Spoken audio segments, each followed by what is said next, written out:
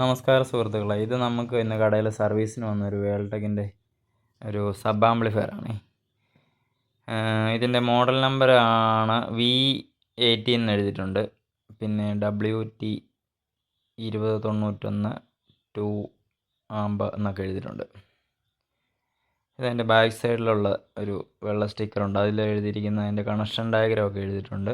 പിന്നെ വേൾടെക്കിൻ്റെ ഒരു പഞ്ച് ചെയ്ത കമ്പനി പേരും ഒക്കെ എഴുതിയിട്ടുണ്ട് ബാക്ക് സൈഡ്. ഇതെൻ്റെ വല സൈഡ് വരുന്നത്. ഇതിൽ protection LED, power LED, cross ഓവറിൻ്റെ selector switch, input output, bass boost selector, treble selector, gain control, ഇത്രയുമാണ് ഒരു സൈഡ്. മറ്റേ സൈഡിൽ ഇതുപോലെ തന്നെ അതിൻ്റെ സപ്ലൈ റിമോട്ട് +12 ഫ്യൂസ് ഉണ്ട്. പിന്നെ സ്പീക്കർ കണക്ടർ, ഇത്രയാണ് ഉള്ളത്. ഇതിൻ്റെ കംപ്ലൈൻറ്റ് എന്താണെന്ന് നമുക്ക് നോക്കാം. ഇതിപ്പോൾ നമ്മൾ സെറ്റ് സപ്ലൈ കണക്ട് ചെയ്തിട്ടുണ്ട്. പോസിറ്റീവ് 12 വോൾട്ട് പോസിറ്റീവ്, ഇത് പിന്നെ റിമോട്ട് കണക്ഷൻ, ഇത് നെഗറ്റീവ്. നമ്മളിതൊന്ന് നമുക്ക് ഓൺ ചെയ്ത് നോക്കാം. അതിൻ്റെ കംപ്ലൈൻറ്റ് എന്താണെന്ന് നമുക്ക് നോക്കാം. ഈ ഇൻഡിക്കേറ്റർ, പ്രൊട്ടക്ഷൻ്റെ ഇൻഡിക്കേറ്റർ ഒന്ന് റെഡ് തെളിയുന്നതാണ് കസ്റ്റമർ പറഞ്ഞത്. നമുക്കൊന്ന് ഓണാക്കി നോക്കാം. പറഞ്ഞാൽ ശരിയാണ്. ഒറ്റ തവണ ഒന്ന് തെളിഞ്ഞിട്ട് അങ്ങ് പോവുക. വേറെ ഗ്രീൻ ആവുന്നൊന്നുമില്ല. അതായത് ഗ്രീൻ കളറിൽ തെളിഞ്ഞാൽ സെറ്റ് വർക്കാണെന്ന് നമുക്ക് പറയാൻ പറ്റുള്ളൂ. ഇനിയിപ്പോൾ നമുക്ക് കംപ്ലൈൻറ്റ് എന്താണെന്ന് നോക്കിയിട്ട് ബാക്കി വീഡിയോയിൽ പറയാം. ഇതിൻ്റെ കംപ്ലൈൻറ്റ് കണ്ടല്ലോ. അതായത് പ്രൊട്ടക്ഷൻ ലൈറ്റ് ഒരു തവണ ഒന്ന് ബ്ലിങ്ക് ആയി പോകും, അതാണ് ഇതിൻ്റെ കംപ്ലൈൻറ്റ്. ഇതിപ്പോൾ ഇതിൻ്റെ കംപ്ലൈൻറ്റ് എവിടെയാണെന്ന് നമുക്ക് ആദ്യം ഒറ്റ നോട്ടത്തിൽ അറിയാൻ പറ്റത്തില്ല. അതിനുവേണ്ടി നമുക്ക് ചെയ്യാൻ പറ്റുന്ന 1-2 കാര്യങ്ങളുണ്ട്, ഞാനത് പറഞ്ഞു തരാം. അതായത് ഇതിപ്പം ആംപ്ലിഫയർ സെക്ഷനിലാണോ പവർ സപ്ലൈ സെക്ഷനിലാണോ കംപ്ലൈൻറ്റ് എന്ന് നമുക്ക് പെട്ടെന്ന് മനസ്സിലാക്കാൻ പറ്റുകയില്ല. അതായത് ആംപ്ലിഫയർ ഷോർട്ടിംഗ് ഉണ്ടെങ്കിൽ, ആംപ്ലിഫയർ സെക്ഷൻ ഷോർട്ടിംഗ് ഉണ്ടെങ്കിലും പവർ സപ്ലൈയിൽ കംപ്ലൈൻറ്റ് ഉണ്ടെങ്കിലും ഇതേ സെയിം സിംറ്റം കാണിക്കും. അന്നേരം നമുക്കത് മനസ്സിലാക്കാൻ ഒരു കാര്യം എന്താണെന്ന് വെച്ചാൽ, ഇതിപ്പോൾ ഇതിൻ്റെ പവർ സപ്ലൈയിലെ ട്രാൻസ്ഫോമറിൻ്റെ ഔട്ട്പുട്ട് ഒരു ബ്രിഡ്ജ് റെക്ടിഫയർ, ഇത് 2 ഡയോഡാണ്, അറിയാമല്ലോ. ഇത് 2 എൻഡിലും ട്രാൻസ്ഫോമർ എന്നുള്ള സപ്ലൈ വരും, സെൻട്രലിൽ നമുക്ക് പോസിറ്റീവ് കിട്ടും. അതുപോലെ ഇത് തിരിച്ചും 2 എൻഡിലും ട്രാൻസ്ഫോമർ എന്നുള്ള സപ്ലൈ വരും, സെൻട്രലിൽ നമുക്ക് നെഗറ്റീവും കിട്ടും. ഇത് പെയറായിട്ടുള്ള 2 ബ്രിഡ്ജ് റെക്ടിഫയർ ആണ്. അതായത് പെയർ റെക്ടിഫയർ, ബ്രിഡ്ജ് എന്ന് പറയാൻ പറ്റത്തില്ല, പെയർ റെക്ടിഫയർ. അന്നേരം നമ്മൾ ചെയ്യാൻ പോകുന്നത്, ഇപ്പം ഈ 2 മെയിൻ ഫിൽറ്ററിൻ്റെ ഔട്ട്പുട്ടിലേക്ക്, അതായത് ഇതാണ് മെയിൻ ഫിൽറ്റർ 2 വരുന്നത്, ഇങ്ങോട്ടേക്ക് നമുക്ക് വെളിയിൽ നിന്ന് സപ്ലൈ കൊടുത്തു നോക്കാം. അതായത് 27-0-27 ഒരു 18-0 ഒക്കെ 18 കൊടുത്താലും ഒക്കെ ഇത് വർക്ക് ചെയ്യും.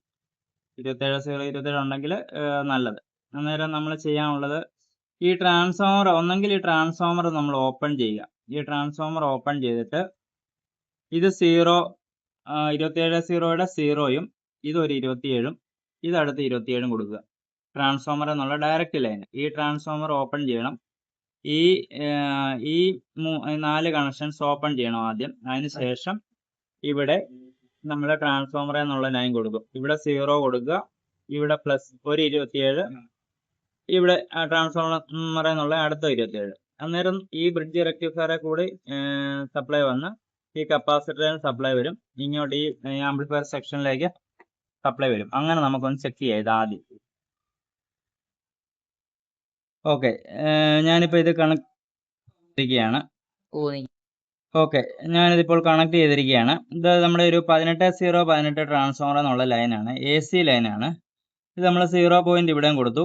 ഞാൻ ഈ ട്രാൻസ്ഫോമർ ഡ്രൈ സോൾഡർ ചെയ്യുന്നത് ബുദ്ധിമുട്ടായതുകൊണ്ട് ഇവിടെ ഈ ജമ്പർ ഉണ്ട് ഇങ്ങോട്ടുള്ളത്, അത് രണ്ടും ഞാൻ ഡ്രൈ സോൾഡർ ചെയ്തു. എന്നിട്ട് ഈ ജമ്പറിൻ്റെ ഔട്ട്പുട്ടിൽ, അതായത് ഈ ഡയോഡിൻ്റെ ഇൻപുട്ടിലേക്ക് നമ്മൾ ഈ AC ട്രാൻസ്ഫോമർ എന്നുള്ള AC 18-0-18 കൊടുത്തു. ഇനി നമുക്കൊന്ന് ഇത് ഓൺ ആക്കി നോക്കാം. ഓൺ ആക്കിയിട്ടുണ്ട്. സപ്ലൈ നമുക്കിവിടെ AC ഒന്ന് ചെക്ക് ചെയ്യാം ആദ്യം. 14 ഉണ്ട്, 14-0-14 ഞാൻ പറഞ്ഞത് തെറ്റിപ്പോയതാ. എൻ്റെ ട്രാൻസ്ഫോമർ 14-0-14, ഇതും 14 ഉണ്ട്. ഇനി നമുക്കിത് ഈ കപ്പാസിറ്റർ സപ്ലൈ ഉണ്ടോ എന്ന് ചെക്ക് ചെയ്യാം.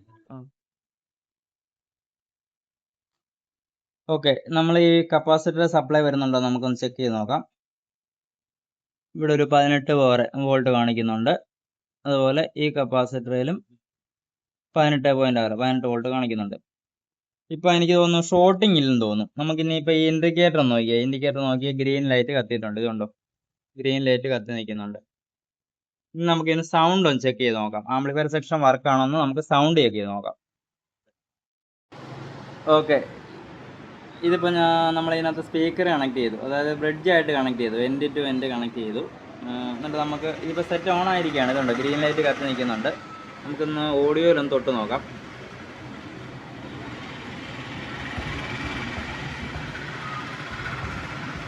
ഓക്കെയാണ്, ചാനൽ വർക്കാണ്, മറ്റ് പ്രശ്നങ്ങളൊന്നുമില്ല.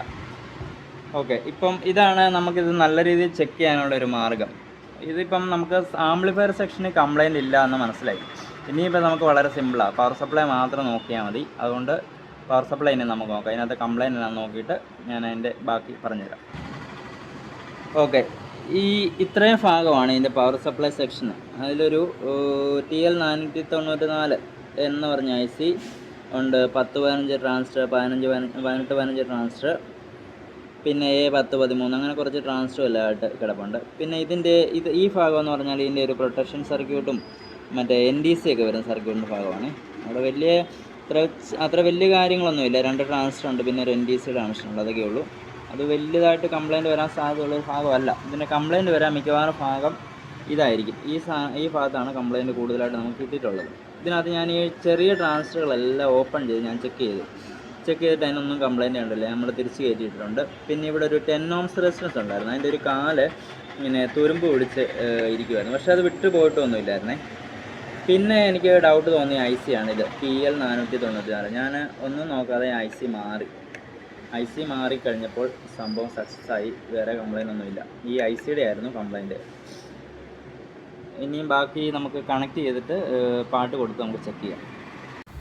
ഓക്കെ, നമ്മൾ സപ്ലൈ കണക്ട് ചെയ്തു, സ്പീക്കറും ബ്രിഡ്ജായിട്ട് സ്പീക്കർ കണക്ട് ചെയ്തു. ഇവിടെ ഈ ഭാഗത്ത് നമ്മൾ ഓഡിയോ ലെഫ്റ്റും റൈറ്റ് ഇൻപുട്ടും കണക്ട് ചെയ്തിട്ടുണ്ട്. നമുക്കൊന്ന് ഓൺ ആക്കി നോക്കാം. മൊബൈലിൽ പാട്ട് പ്ലേ ആണ്, ഞാൻ സെറ്റ് ഓൺ ആക്കാൻ പോവാണ്. ഓക്കെയാണ്, പാട്ട് കേൾക്കുന്നുണ്ട്, കുഴപ്പമൊന്നുമില്ല. ഇവിടെ കുറേ സ്വിച്ചുകളും കാര്യങ്ങളൊക്കെ ഉണ്ട്. ബാസ് ബൂസ്റ്റിൻ്റെ സ്വിച്ച് ഉണ്ട്, പിന്നെ ഗെയിൻ കൺട്രോൾ ഉണ്ട്, പിന്നെ ഇത് ട്രബിൾ ബൂസ്റ്റാണ്. അത് അറിയണമെന്നുണ്ടെങ്കിൽ ഇത് LPF-ലിടണം. ഇത് ട്രബിൾ ബൂസ്റ്റ്.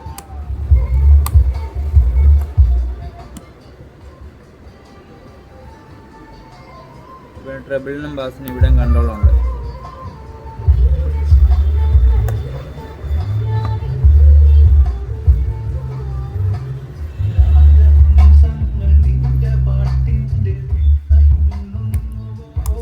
നല്ല വർക്കിങ്ങാണ്. ഇത് കൂടുതൽ സമയം നമുക്കിങ്ങനെ വെക്കാൻ പറ്റുന്നില്ല, കാരണം വെച്ചാൽ ട്രാൻസിസ്റ്റർ ഹീറ്റ് സിങ്ക് ഇല്ലാത്തതുകൊണ്ട് നല്ലപോലെ ഹീറ്റാവും, അടിച്ചു പോകാനുള്ള സാധ്യതയുണ്ട്. ഹീറ്റ് സിങ്ക് മുറുക്കിയതിന് ശേഷമേ നമുക്ക് കൂടുതൽ സമയം വയ്ക്കാൻ പറ്റത്തുള്ളൂ. ഇതിപ്പോൾ നമ്മൾ വർക്ക് ഫിനിഷാക്കി സെറ്റ് അടയ്ക്കാനുള്ള കാര്യങ്ങൾ ചെയ്യുവാണ്. അതിനകത്ത് 1-2 കാര്യങ്ങൾ ഞാൻ പറയാം. അതായത് നമ്മൾ അടയ്ക്കുമ്പോൾ പ്രത്യേകം ശ്രദ്ധിക്കേണ്ട കാര്യം എന്ന് പറഞ്ഞാൽ, ഇതിലെ പഴയ മറ്റേ ഹീറ്റ് സിങ്ക് കോമ്പൗണ്ട് ഈ ട്രാൻസിസ്റ്ററിലെല്ലാം പറ്റിയിരിപ്പുണ്ട്. നമ്മൾ പ്രത്യേകം ശ്രദ്ധിക്കണം. ഇതെല്ലാം നല്ലപോലെ ക്ലീൻ ചെയ്യണം, ഫുള്ളായിട്ട് നല്ലപോലെ ക്ലീൻ ചെയ്യണം. ഇതുകൊണ്ട് ലെഡിൻ്റെയൊക്കെ അംശമൊക്കെ ഇത് പറ്റി പിടിച്ചിരിക്കും, നമ്മളറിയില്ല. നമ്മളത് വെച്ച് മുറുക്കും. ഹീറ്റ് സിങ്ക് ചൂട് നല്ലപോലെ, ട്രാൻസിസ്റ്ററിലെ ചൂട് നല്ലപോലെ പോകുമല്ലാത്തതുകൊണ്ട് പെട്ടെന്ന് കംപ്ലൈൻ്റ് ആകും, റിപ്പീറ്റൊക്കെ വരാൻ സാധ്യതയുണ്ട്. പിന്നെ അങ്ങനെ റിപ്പീറ്റ് നമ്മൾ വന്നു കഴിയുമ്പോൾ നമ്മൾ വിചാരിക്കും ഈ സാധനം കംപ്ലൈൻ്റ് ആയി, ഇനി ശരിയാക്കാൻ പറ്റത്തില്ല, അതുകൊണ്ട് നമ്മൾ തിരിച്ചു കൊടുക്കും. അങ്ങനെയൊക്കെയുള്ള കുറേ പ്രശ്നങ്ങളൊക്കെ വരും. അന്നേരം നമ്മൾ ചെയ്യേണ്ടതെന്ന് പറഞ്ഞാൽ നല്ലപോലെ ക്ലീൻ ചെയ്യുക. അതുപോലെ ഈ ബോഡിയിലുള്ള ഈ ഹീറ്റ് സിങ്ക് കോമ്പൗണ്ടും എല്ലാം നല്ലപോലെ ക്ലീൻ ചെയ്ത് പുതിയത് അപ്ലൈ ചെയ്യണം. പുതിയത് അപ്ലൈ ചെയ്തതിന് ശേഷം മാത്രമേ മുറുക്കാവുള്ളൂ. ഓക്കെ, നമ്മളിത് സ്ക്രൂ എല്ലാം ചെയ്ത് എല്ലാം നല്ല ഫിനിഷ് ആക്കിയിട്ടുണ്ട്. എല്ലാം പുതിയ ഹീറ്റ് സിങ്ക് കോമ്പൗണ്ട് എല്ലാം അപ്ലൈ ചെയ്തു, എല്ലാ സ്ക്രൂവും ചെയ്തു. അതുപോലെ ഇതുപോലുള്ള സെറ്റുകൾ നമ്മൾ സർവീസിന് വരുമ്പം നമ്മൾ പരമാവധി എല്ലാ സ്ക്രൂവും ഇടാൻ ശ്രമിക്കുക. കാരണം ചെയ്താൽ വണ്ടിയിലിരുന്ന് വർക്ക് ചെയ്യുന്നതാണ്. പിന്നെ പ്രത്യേകിച്ച് അറിയാമല്ലോ, സബ്ബൊക്കെ വർക്ക് ചെയ്യുന്നതാണ്, വൈബ്രേഷൻ ഉണ്ടാകാൻ സാധ്യതയുണ്ട്. അതുകൊണ്ട് തന്നെ എല്ലാ സ്ക്രൂവും ചെയ്യുക. പരമാവധി ഈ കൈയും കൊണ്ട് തന്നെ സ്ക്രൂ ചെയ്യാൻ ശ്രമിക്കുക. നമുക്കന്നേരം അതിൻ്റെ സ്ക്രൂവിൻ്റെ ടൈറ്റ്നെസ് ഒക്കെ കയ്യിൽ അറിയാൻ പറ്റും. കാരണം വെച്ചാൽ മെഷീൻ വെച്ച് ചെയ്ത് കഴിഞ്ഞാൽ ചിലപ്പോൾ അതിൻ്റെ ഒരു ത്രെഡ് പോകാനും അങ്ങനെയൊക്കെയുള്ള സാധ്യതയുണ്ട്. നമ്മൾ അഴിച്ചെടുക്കുന്ന മെഷീൻ കൊണ്ട് അഴിച്ചെടുക്കാം, പക്ഷേ തിരിച്ച് സ്ക്രൂ ചെയ്യുന്നത് പരമാവധി കൈ കൊണ്ട് തന്നെ ചെയ്യാൻ ശ്രമിക്കുക. ഇത്തരം കാര്യങ്ങളൊക്കെ ചെയ്തു കഴിഞ്ഞാൽ ഈ സംഭവം റിപ്പീറ്റ് വരാതിരിക്കും. റിപ്പീറ്റ് വരാതെ ഇരിക്കും. ആ കസ്റ്റമർ നമുക്ക് പുതിയ കസ്റ്റമറെ കൊണ്ടുത്തരും. അങ്ങനത്തെ കുറേ കാര്യങ്ങളുണ്ട്. ഈ വീഡിയോ ഇതുവരെ കണ്ടുകൊണ്ടിരുന്ന എല്ലാവർക്കും നന്ദി. ഇനിയും ഇതുപോലുള്ള സബ് ആംപ്ലിഫയർ, കാർ ആംപ്ലിഫയറുകളുടെ സർവീസ് നമ്മൾ കൂടുതലായിട്ട് ചെയ്യുന്നതായിരിക്കും.